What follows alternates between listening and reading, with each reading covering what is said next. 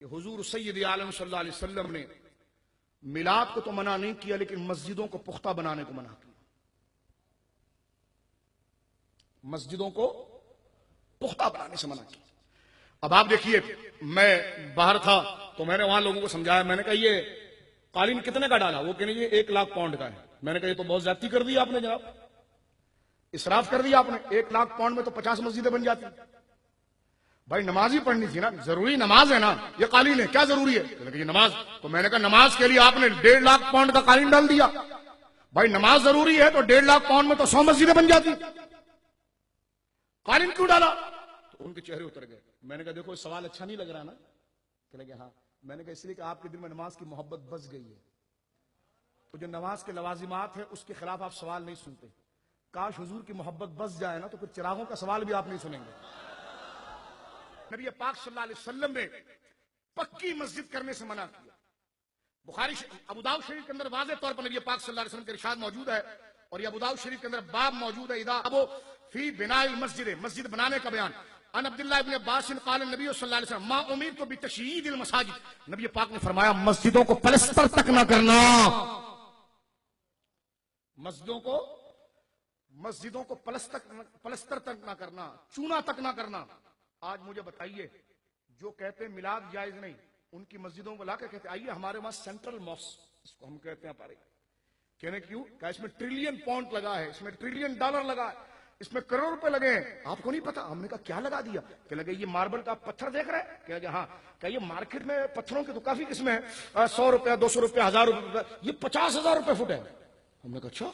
कहने के मेहराब के ऊपर आप ये लिखाई देख रहे हैं? कहने हाँ। क्या ये कराची में करने वाला 200 रुपए लेता है, तुर्की से बंदा आया उसने लाख रुपए दिन के लिए। तो मैंने कहा इतनी ज्यादती आपने कर दी, इतना बड़ा इसराफ आपने कर दिया, और आपको पता नहीं हुजूर अलैहिस्सलाम ने मस्जिद को रंगने से मना किया।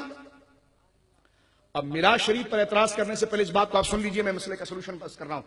सरकार ने फरमाया मस्जिदों पर रंग नहीं करना, बल्कि आगे हजरत अब्दुल्लाह इब्न अब्बास से बुखारी में तालीख मौजूद है। इमाम बुखारी की उन तालीकात में से एक तालीक ये है कि हजरत अब्दुल्लाह इब्न अब्बास ने फरमाया लतुज़ख़रिफ़ुन्नहा कमा ज़ख़रफ़तिल यहूद व नसारा। ये तालीक मौजूद है। हजरत अब्दुल्लाह इब्न अब्बास फरमाते हैं कि नबी पाक ने फरमाया मेरी उम्मत मस्जिदों को ऐसे सजाएगी जैसे यहूदी और नसरानी अपनी इबादत खानों को सजाते हैं। मिलाद के खिलाफ बोलने वालों, जरा उस मिंबर से उतर के अब बात करना। हुजूर ने अपने मिलाद को तो मना नहीं किया, लेकिन हुजूर ने मस्जिदों को सजाने से मना किया।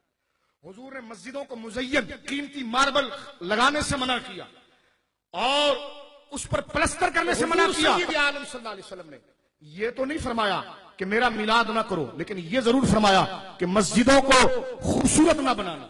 अब इसकी दलील क्या है? तो क्या जवाब देते हैं पता? ऊपर से लेकर नीचे तक, अनवर शाह कश्मीरी तक सब कहते हैं जनाब दौर तब्दील हो गया है, अब लोगों के घर बड़े अच्छे बनने लग गए हैं, लोगों के घर जो है वो महल जैसे हो गए हैं।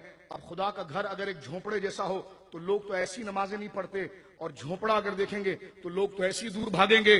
तो हमने मस्जिदों को इसलिए खूबसूरत किया, मुज़य्यन किया, क्योंकि लोग किसी का अदब जब करते हैं जब उसका घर बड़ा अच्छा हो। कहने लगा कली की बात है, एक दोस्त आकर मुझसे कहने लगा जनाब हमारे मोहल्ले में एक साहब रहने आए, बहुत बड़े आदमी लगते हैं। तो मैंने पूछा अबे रहने तो आ जाए, तेरे को कैसे पता चल गया बड़े आदमी है? कहने लगा उनका घर बड़ा खूबसूरत है।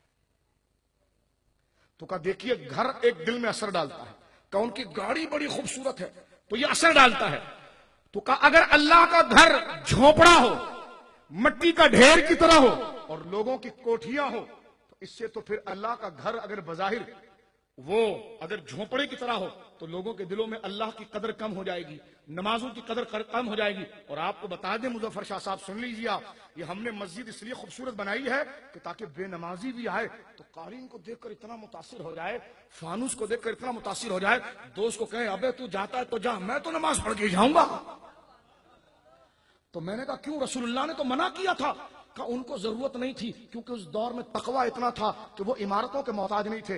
तो मैंने कहा हुजूर के दौर के सहाबा को भी जुलूसों की जरूरत नहीं थी, इश्क इतना मजबूत था कि किसी स्टाइल की जरूरत नहीं थी,